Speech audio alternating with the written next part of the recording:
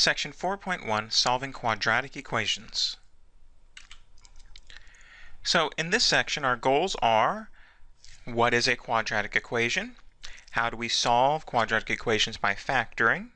By the square root method, by completing the square. We'll show how we can use completing the square to derive the quadratic formula. We'll solve quadratic equations using that quadratic formula.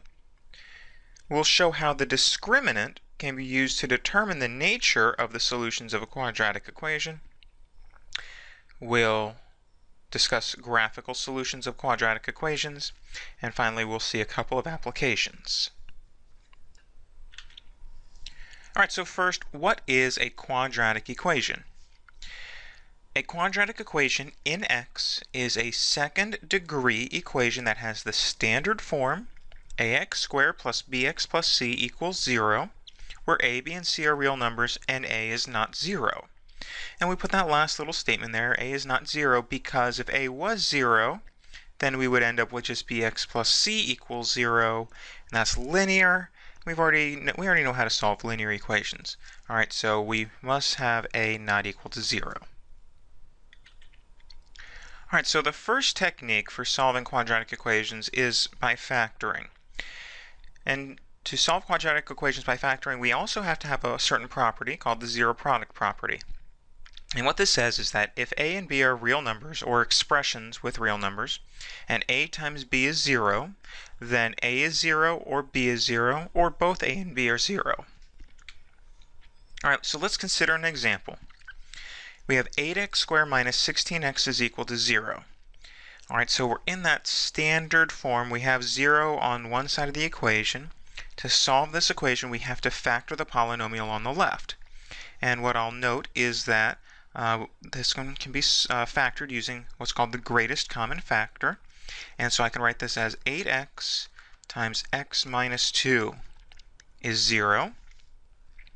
So then by the zero product property, 8x is 0, or x minus 2 is 0. And now I solve each of these equations. X is 0, and x is 2. So we get two solutions to the equation, 0 and 2. Of course, we could check these by substitution. X squared plus 27x is equal to negative 50. To solve this equation using factoring, I first need one side of the equation to be 0. So I will add 50 to both sides. X squared plus 27x plus 50 is equal to 0. Now this trinomial, x squared plus 27x plus 50, factors by determining the pair of numbers that multiplies to 50 and adds to 27. That pair of numbers is 2 and 25. So I can factor this as x plus 2 times x plus 25. And now, like before, since I have a product of numbers equal to 0, I can set each of the factors to 0 and solve each of these resulting equations. So x is negative 2 and x is negative 25. We'll look at a couple more. We have 12x squared minus 12 plus 7x is equal to 0. First thing I'm going to do is rewrite this in that sort of standard form. 12x squared plus 7x minus 12 is 0. Alright, so now to solve this equation, or to factor that trinomial, I'm going to use what's called the AC method. And to use that method, I multiply the a and c coefficients. So 12 times negative 12 is equal to negative 144. Now I want to find a pair of numbers that multiplies to negative 144 and adds to positive 7. So I'm going to start, well, by saying, well, they have to be different signs since they multiply to negative 144, so I really need a difference of 7. Alright, so I've got 1 and 144, 2 and 72, let's see, 3 and 28, no, sorry, 3 and 48,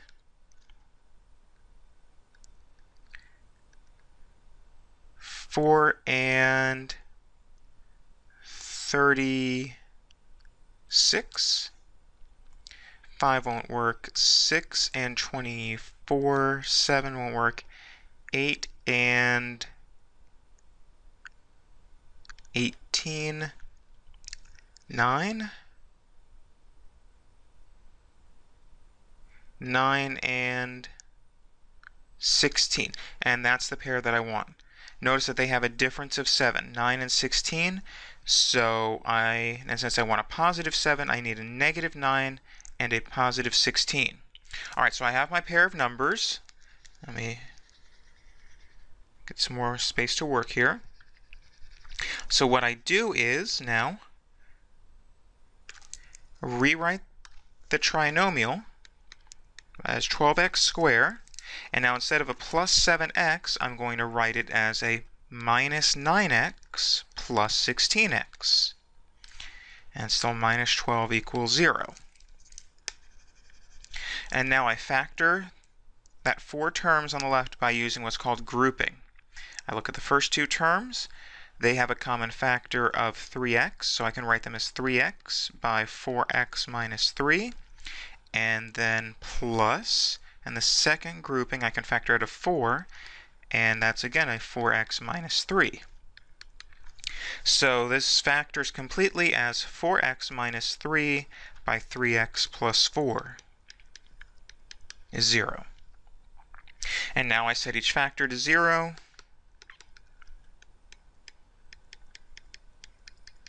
And solve each of these resulting equations. For the first equation, I would add 3 and then divide by 4. X is 3/4. For the second equation, I would subtract 4 and then divide by 3. So x is negative 4/3. Alright, so I used factoring by grouping and the AC method on that one. Alright, one more. We have x plus 1 times x minus 3 is equal to 5. First thing we have to do here is get this to the standard form. We cannot say x plus 1 equals 5 and x minus 3 equals 5. It only works if we have 0. So the first thing I'm going to do is multiply out the left-hand side, and that would give me x squared minus 2x minus 3 is equal to 5. Now I'll subtract 5 from both sides. So x squared minus 2x minus 8 is 0. And now I'll factor it as x, x minus 4 by x plus 2, and set each factor to 0. And so we get 2 solutions, x equals 4, x equals negative 2.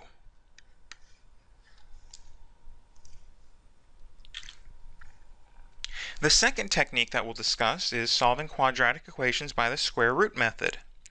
So notice if we have this general equation, here we have x squared equals 25, then by inspection we can say x is equal to 5 or x is equal to negative 5.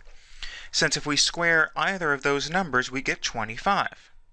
And so in general, if x squared is a, then x is the positive or negative square root of a. And so we sometimes write x is plus or minus square root a. Alright, so if we look at this equation, we have 4x squared over 3 is equal to 12. Let's isolate the x squared. I will first multiply both sides by 3. So 4x squared is 36. I'll divide through now by 4. So x squared is 9. And so now, since we have x squared is a, we have x squared is 9 in this case, then x is the positive or negative square root of 9, and so x is positive or negative 3. 2 solutions to the equation. X is 3, x is negative 3.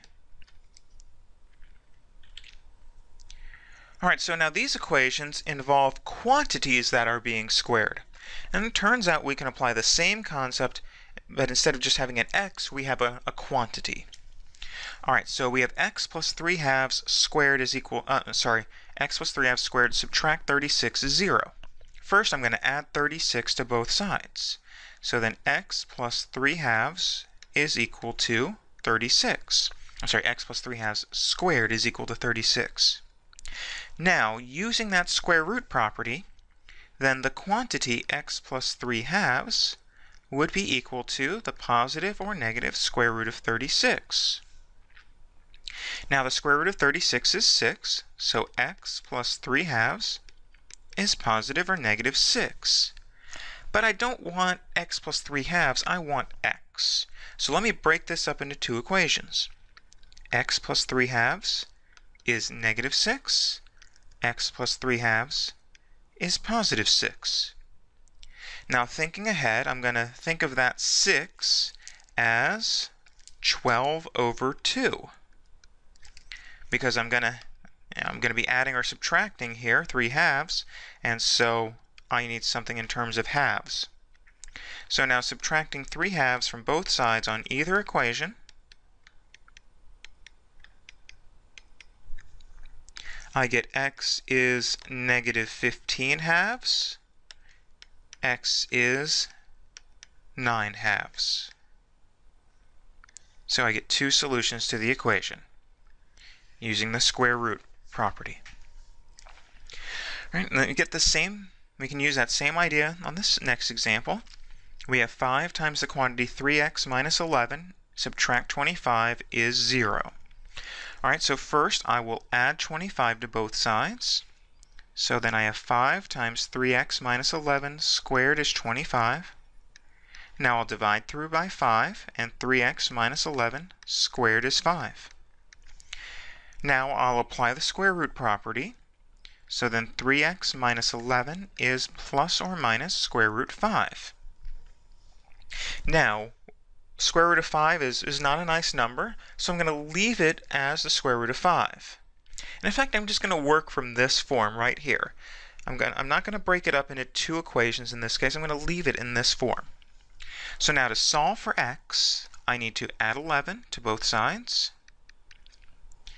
And what we usually do is put it up in front before that square root. So now 3x is 11 plus or minus the square root of 5. And then I'll divide through by 3. I've got to divide through that whole right-hand side by 3. So then x is 11 plus or minus the square root of 5 over 3. And so there's the solution of the equation.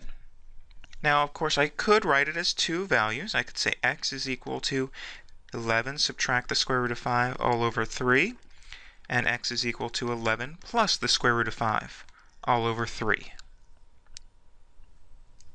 All right, so now I would accept this form. I would also accept this form.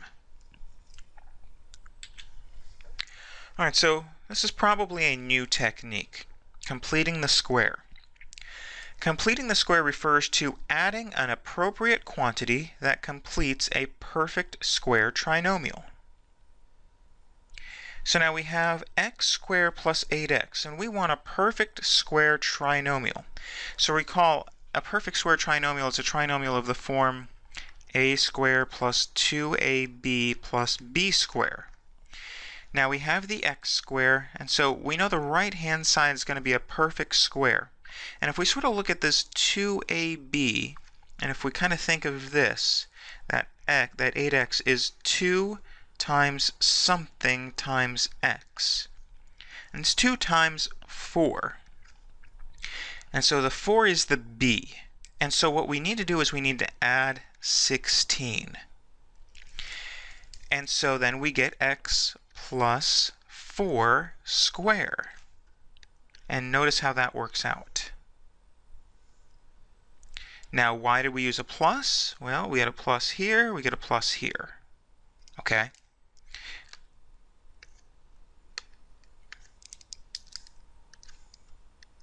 Now, the easier way maybe to look at this is, I guess maybe if you want to call it the trick. We have to have a 1x squared. Alright, and what we do is we take this 8, we divide it by 2, and we square that result. 8 over 2 is 4, 4 squared is 16, and that's what we add to complete the square. Alright, so let's look at the next example. 10.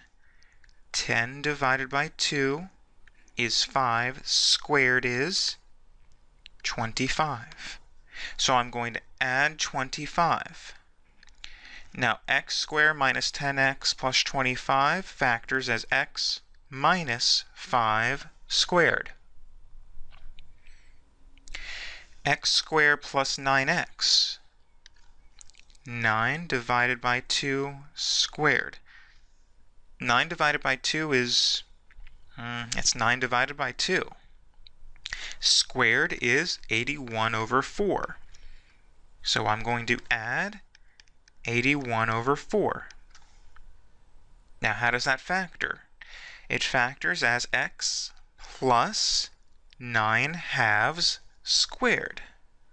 Isn't that nice, right? 9 halves. 10 over 2 is 5. 8 over 2 is 4.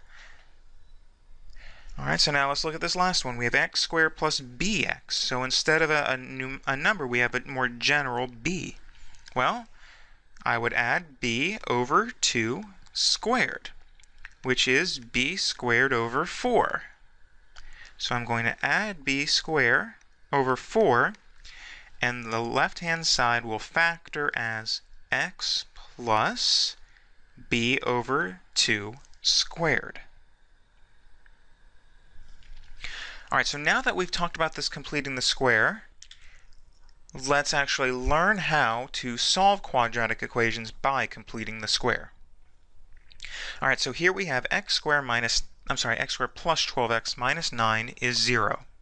To solve by completing the square, the first thing we do is we want an equation that looks like x squared plus bx equals a number. We've got to get the equation to look like that.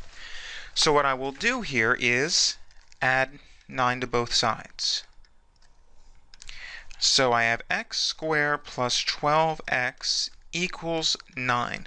And I left some space there on purpose because now I'm going to add another quantity that completes the square. 12 over 2 squared is 36. I'm going to add 36 to both sides of the equation. Now the left-hand side factors as x plus 6 squared. The right-hand side doesn't factor but simplifies as 45. Now I have an equation where I can use that square root property that we talked about earlier. X plus 6 squared equals 45 is equivalent to x plus 6 is positive or negative square root 45. Alright, now we have that square root of 45. Now square root of 45 is not a nice number, but 45, recall, can be written as 9 times 5. So the square root of 45 is the square root of 9 times 5, which is the square root of 9 times the square root of 5, which can be thought of as 3 times the square root of 5. So I have x plus 6 is plus or minus 3 times the square root of 5. So then x would equal, subtracting 6 from both sides, x would equal negative 6 plus or minus 3 times the square root of 5. Now this is considered an exact form of the solution. Negative 6 plus or minus square root of 5, that's considered exact. If we wanted an approximation, we have to use the calculator. So if I bring up the calculator, I always do the subtraction part on the plus or minus first. So I would have negative 6 subtract 3 times the square root of 5. Hit enter, and let's just approximate to 2 decimal places, so negative 12.71. So x is approximately negative 12.71, comma, and now the other solution, here's a nice trick. If you press second and enter, it brings up that last line you typed in, and now all I need to do is change that subtraction to an addition and hit enter, and do 2 decimal places, 0.71.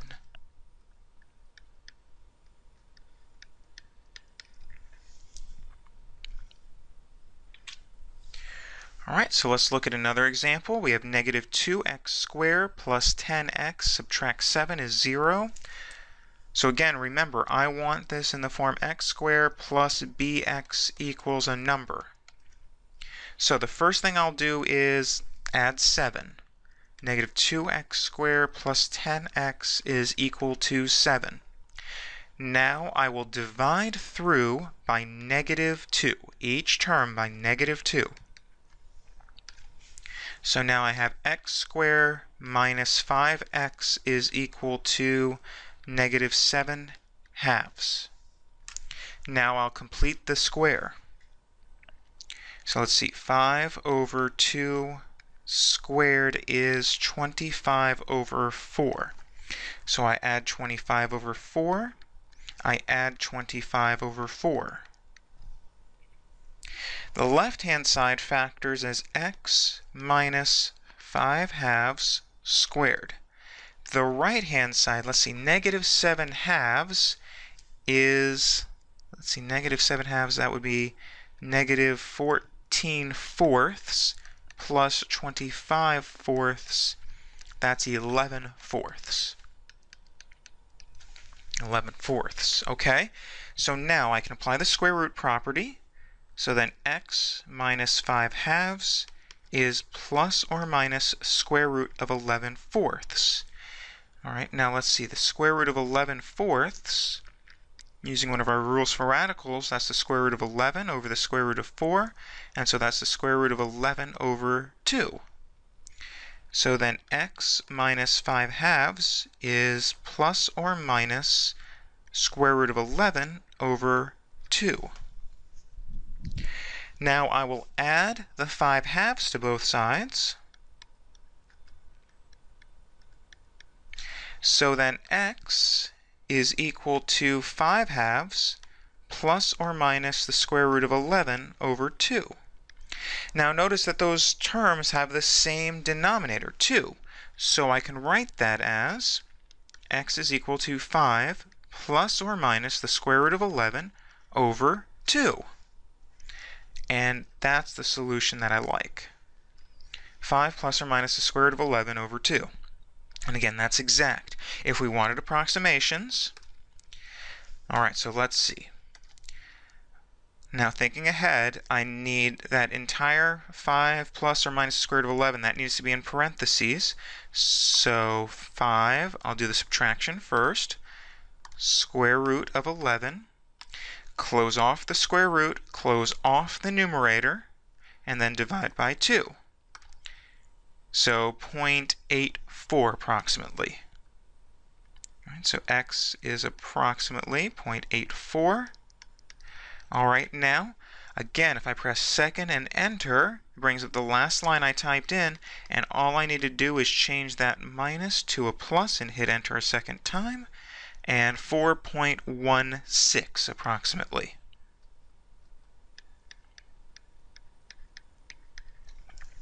All right, so there's a couple of examples of completing the square. Let's look at one more with completing the square. Now, this one's a little bit tougher because we don't have any numbers. They're all parameters. ax squared plus bx plus c equals 0. Let's make the assumption that a is not 0.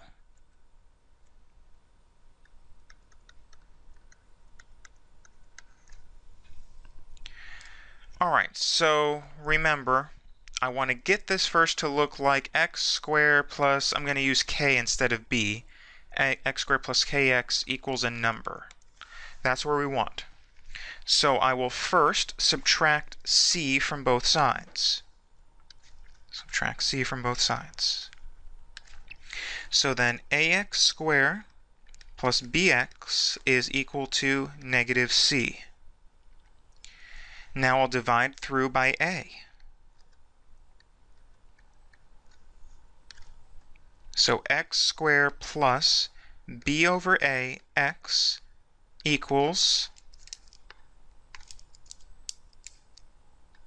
negative c over a. Alright, now we need to complete the square. So we would take the b over a and divide it by 2 and square that.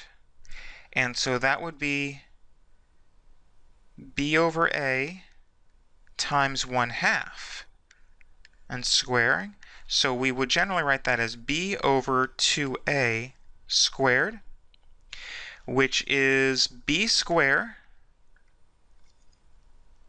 over 4a squared.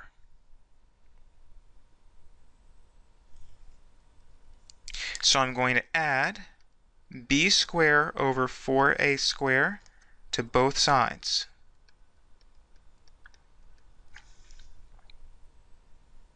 Now the left-hand side factors as x plus b over 2a quantity square.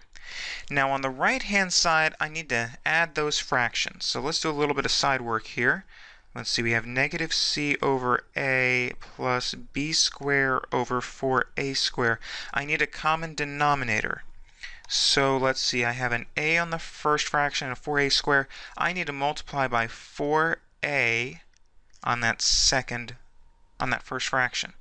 And so that would give me, let's see, negative 4ac over 4a squared plus b squared over 4a squared. And what we usually do here is we'll write that as b squared minus 4ac over 4a squared. Now I will use the square root property. So x plus b over 2a is equal to plus or minus square root of b squared minus 4ac over 4a squared.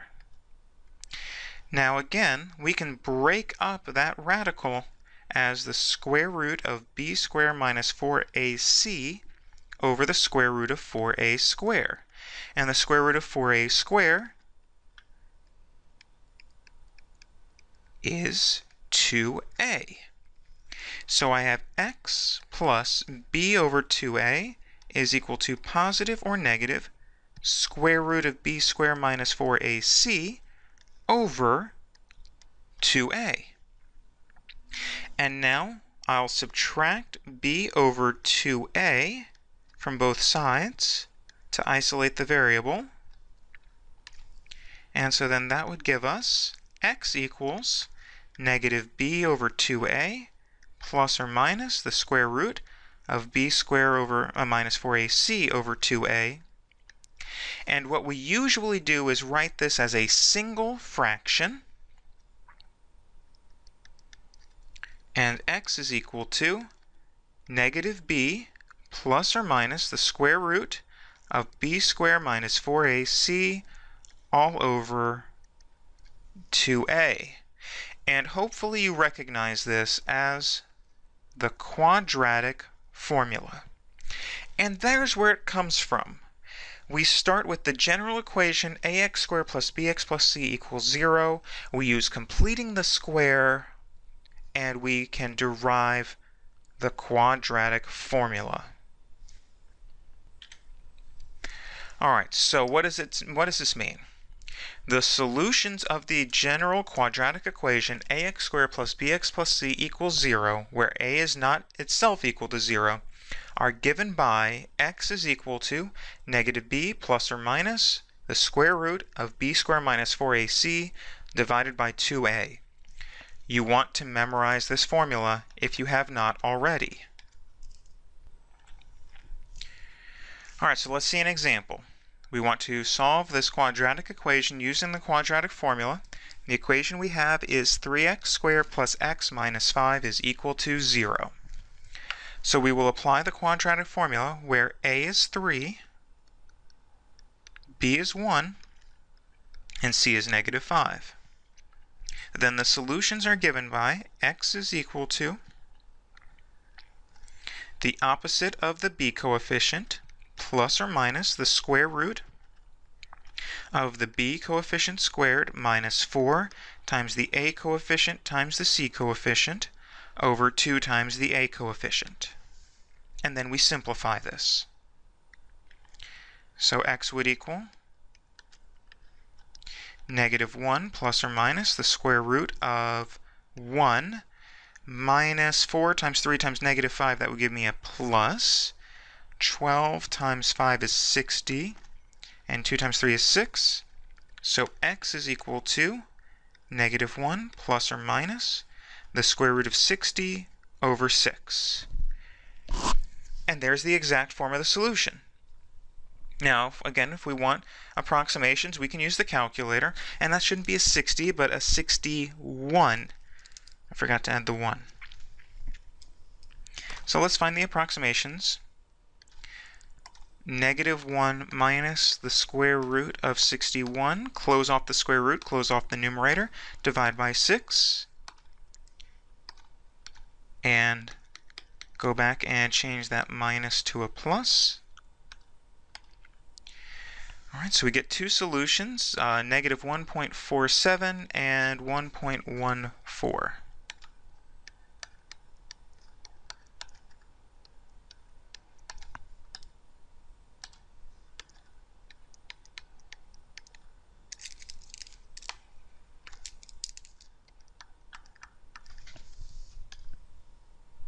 Okay. So the quadratic formula is very simple. You just have to plug in numbers and evaluate correctly, and you get the solutions. All right, so here's another example. We have 2x squared is equal to 4x minus 3. So to solve this, we have to get the equation in the form ax squared plus bx plus c is equal to 0. And so to do that, I'll just subtract the 4x and add 3. So then 2x squared subtract 4x add 3 is equal to 0. And now we'll use the quadratic formula. So then x would equal the opposite of the b coefficient plus or minus the square root of the b coefficient squared minus 4 times the a coefficient times the c coefficient over 2 times the a coefficient. So then x would equal 4 plus or minus the square root of 16 minus 24 over 4. And so then x would equal 4 plus or minus the square root of -8 over 4. Alright, so now we have to be careful, because when we have a square root of a negative number, remember that tells us we have non-real solutions. Alright, so let's do a little side work. Well, let's make a note that this has no real solutions.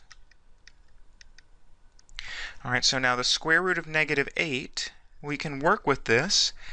Remember that what we can kind of do with this is we can think of this as the square root of -1, and then 8 is 4 times 2.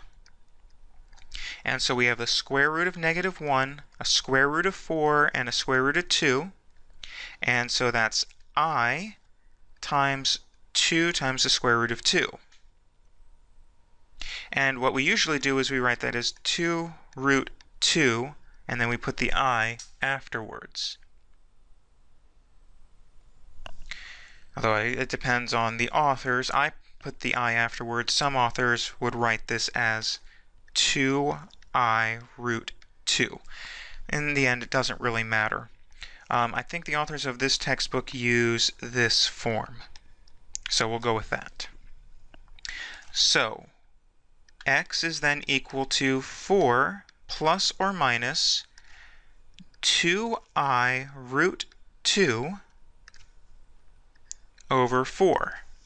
And now we can simplify this. Notice that we have a common factor of 2, and so I can reduce this as 2 plus or minus I root 2 over 2.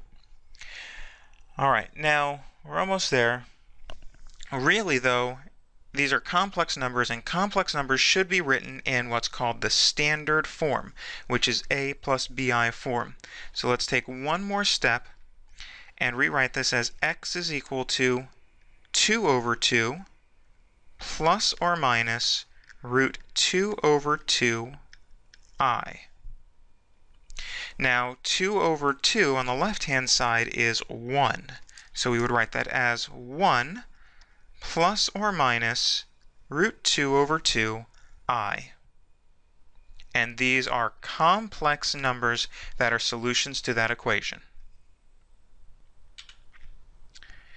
As we just saw in the previous two examples, sometimes quadratic equations have different types of solutions. And we can actually describe the type of solutions of a quadratic equation by looking at a quantity called the discriminant. Given a quadratic equation of the form ax squared plus bx plus c equals 0, the quantity b squared minus 4ac is called the discriminant of the equation. If the discriminant is positive, the equation will have two real solutions. If the discriminant is 0, the equation will have one real solution, and is considered a repeated or double root. And if the discriminant is negative, then the equation has no real solutions, which means the equation has two complex solutions. Determine the nature of the solutions of the equation x squared minus 2x plus 3 is equal to 0. Now it doesn't actually say solve, so all we'll do here is evaluate the discriminant. So I'll call the discriminant d, and d would be negative 2 squared minus 4 by 1 by 3, which would equal 4 minus 12, which is negative 8. Conclusion: the equation has two complex solutions.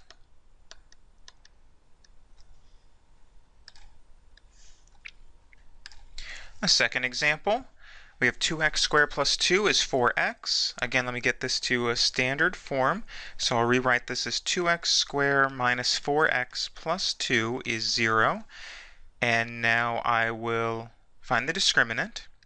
So the discriminant would be negative 4 squared minus 4 by 2 by 2. That's 16 minus 16, which is 0. The equation has one repeated solution.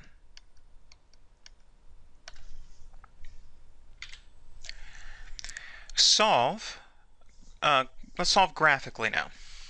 We're asked to solve 0.3x squared minus 3.15x plus 3 equals 0 graphically with technology. So we're going to use our calculator, and what we're going to do is we're going to graph y equals that polynomial. We're going to graph that on the calculator, and we're going to see where it crosses the x-axis. We're going to find its zeros. Alright, so we bring up our calculator, y equals screen, we punch in the quadratic. Don't forget the x, we need that to be squared. So we have 0.3x squared minus 3.15x plus 3. Alright, so let me check my window.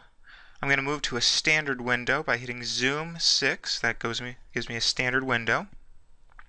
And I do see two zeros, and so I'm going to calculate them. The first one appears to be near positive 1. Second, calc 0 command. Alright, remember, for the 0 command, we want to be a little bit left of where we think it is. Hit enter once, move to the right, go past where we think it is. Hit enter a second time, go close to where we think it is, hit enter a third time. And to two decimal places, we have approximately 1.06. But there's another one. Let's calculate the other 0. Let's move to the right and get close by.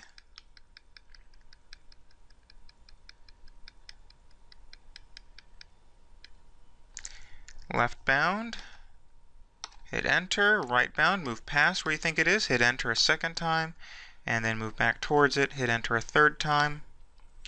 and 9.44.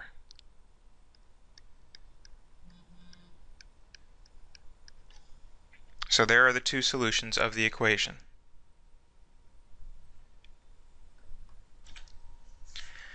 So now we're going to look at a couple of applications. Don is a lineman for a utility company and is working on a telephone pole 60 feet above the ground, replacing a transformer that was damaged during a lightning storm. Don's cable cutters fall out of his tool belt and onto the ground. The height h in feet of his cable cutters after t seconds is modeled by the equation h is equal to negative 16t squared plus 60, where t is greater than or equal to 0.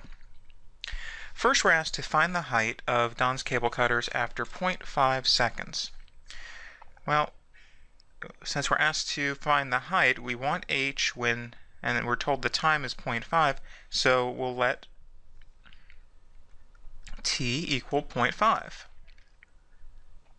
Then h would be negative 16 by 0.5 squared plus 60, and that would give us, I'm just going to use a calculator here for the arithmetic. That would give us h is equal to negative 16 by 0.5 squared plus 60, 56. Alright, so a conclusion, after 0.5 seconds, the height of the cable cutters is 56 feet. Alright, so in that half second, it's only fallen 4 feet. When will his cable cutters be 10 feet above the ground? So here, 10 feet above the ground, we'll let h equal 10, so then we would have 10 is equal to negative 16t squared plus 60. So I'm going to now look at this equation and notice that there's no t term. And so when that happens, we can use the square root property to solve the equation. We could, of course, use the quadratic formula, but generally it's easier if there's no t term, no linear term in the equation, it's generally easier to use the square root method. So I'm going to subtract 60 from both sides. So then negative 50 is equal to negative 16t squared. I'll divide through by the negative 16. And let me use a calculator here. Negative divided by negative is positive, so I'll just type in 50 divided by 16, which is 3.125. So 3.125 is t squared. So then t would equal, now officially we should say plus or minus square root of 3.125. But we're told that t is greater than or equal to 0. And so what that tells me is I can forget about the negative and I'll just accept the positive square root, which makes sense in the application. And so let me calculate the square root of 3.125. 1.76, let's round it 2 decimal places, so after about 1.7, so 1.77. Alright, so t is approximately 1.77. So, the cable cutters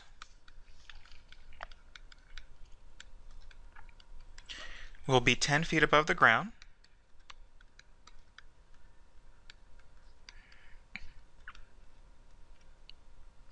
After about 1.77 seconds.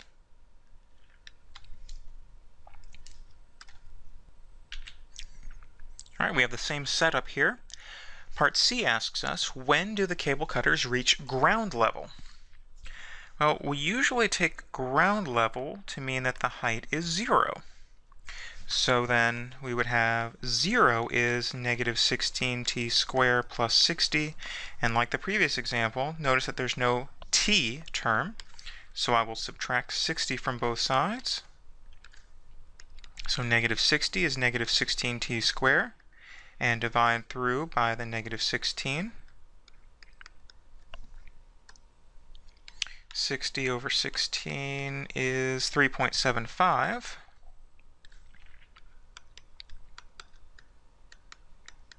And using the square root property, t would be the square root of 3.75. Notice again, I am purposefully excluding the negative square root because of the context of the problem. Let me use the calculator here to find the square root of 3.75. And that's about 1.94.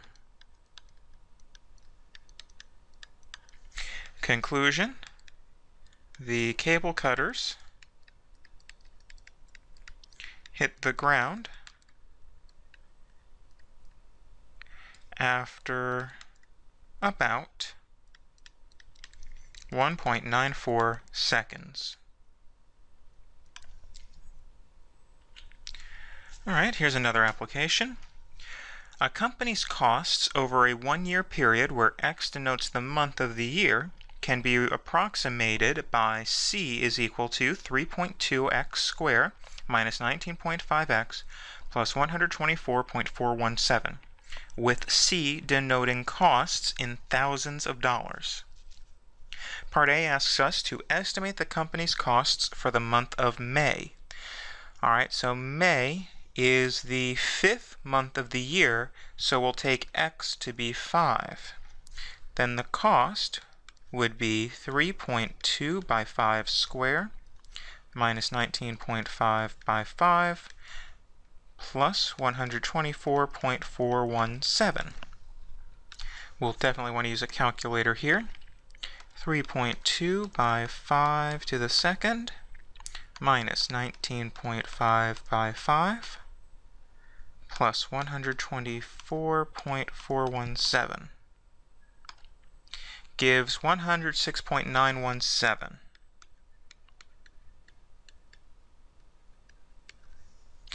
Now C denotes the costs in thousands of dollars.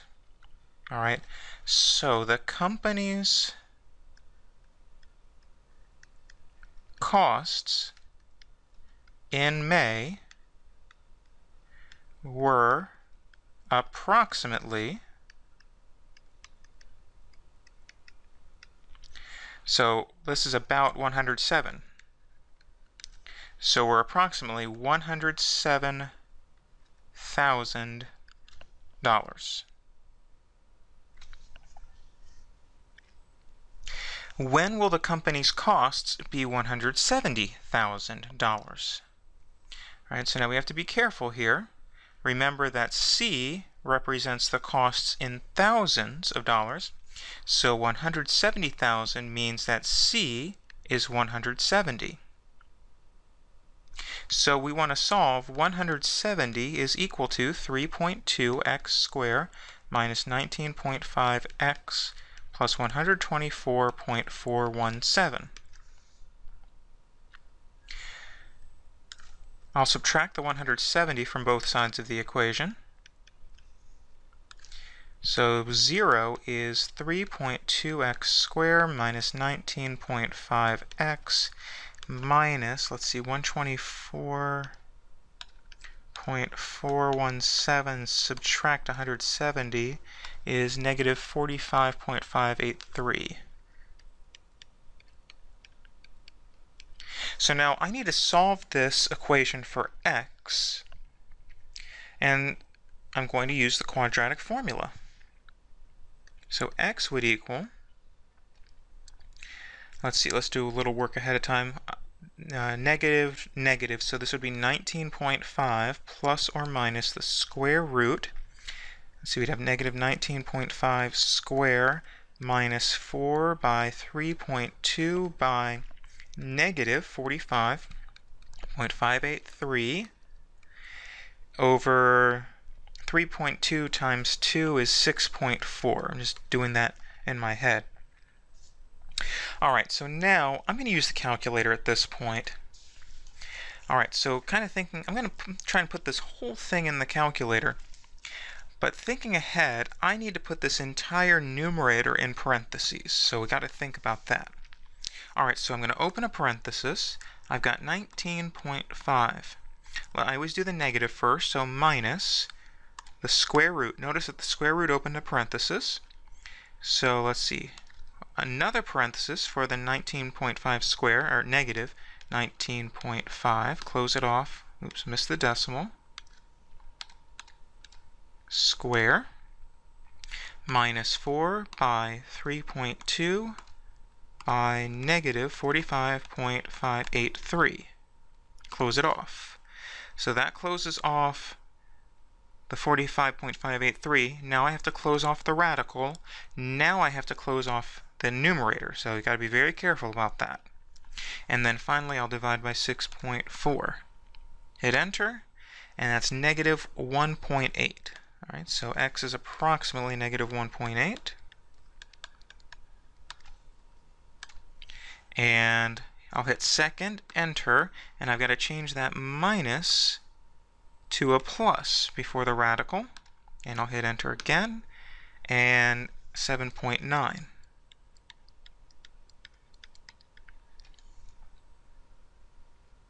Alright, so the company's costs over a 1-year period. So we're making the assumption that x, in a sense, starts at 1, at January.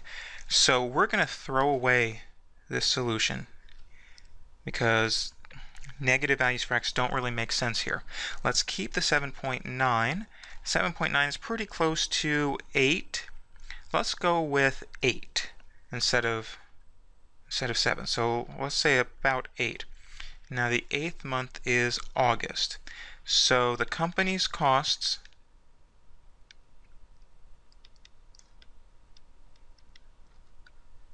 will be $170,000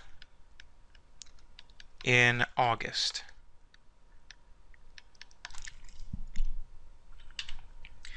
Alright, one more application. Alba wants to invest $5,500 in a savings account that pays interest compounded annually. Use the basic formula for compound interest to answer the following questions. We're first asked to write a formula for the balance A in her account after 2 years as a function of the interest rate R. Alright, now the basic formula for compound interest tells us that the interest and balance of an investment are related, that the balance A is equal to the principal, the original amount invested, multiplied by 1 plus the interest rate as a decimal raised to the t power, or actually we will use n for number of years. So notice that in a sense we have too many variables here. We want a as a function of r. Alright, so then a of r, well, what was the principal? Alba invested $5,500. 1 plus, now what was the interest rate? We don't know the interest rate. What was the number of years? After 2 years. So a of r is 5,500 by 1 plus r to the second. How much money will Alba have in her account if the interest rate was 3.5%? Alright, so a, now we don't use 3.5 because the rate is always as a decimal in this form, so a of 0.035 would be 5,500 by 1 plus 0.035 to the second power. We'll use the calculator here. So 5,500 multiplied by 1 plus 0.035. Of course, you could simplify that first as 1.035. And let's raise that to the second power. And so 5,891.74.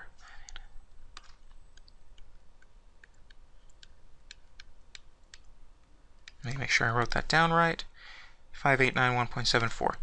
Alright, so after 2 years, the balance will be $5,891.74. If Alba wants to have $6,750 in her account after 2 years, what would the interest rate need to be? All right, so we need to find R that makes A 6,750. So we want A to be 6,750.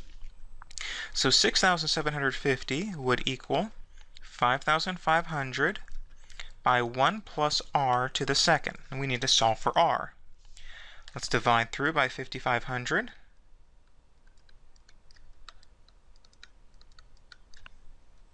All right, so let's see, 6,750 divided by 5,500 is 1.22727. Don't round too much here. All right, so I'll say 1.22727. 1.22727, etc. is equal to 1 plus R squared. I can use the square root property here. And so then plus or minus square root 1.22727 is equal to 1 plus R. And I'll solve for R by subtracting 1 from both sides.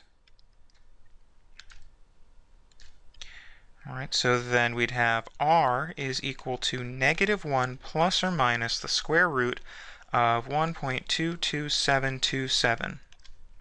Now let's calculate those.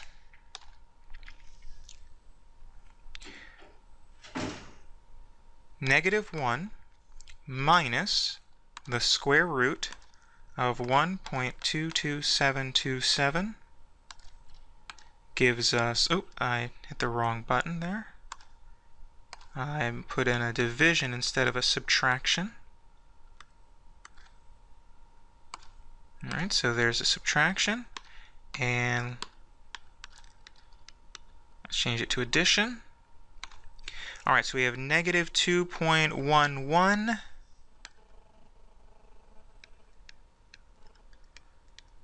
Actually, let's go a little further. 2.108. R is equal to 0.108. So now remember, these are interest rates. So negative 210% interest, that doesn't make sense. We're going to throw that away. But if R is 0.108, that means 10.8% interest, and that's sensible, you know, although a bit unrealistic. All right, so Alba would need an account with 10.8% interest. Not very likely nowadays. All right, that completes the presentation for section 4.1.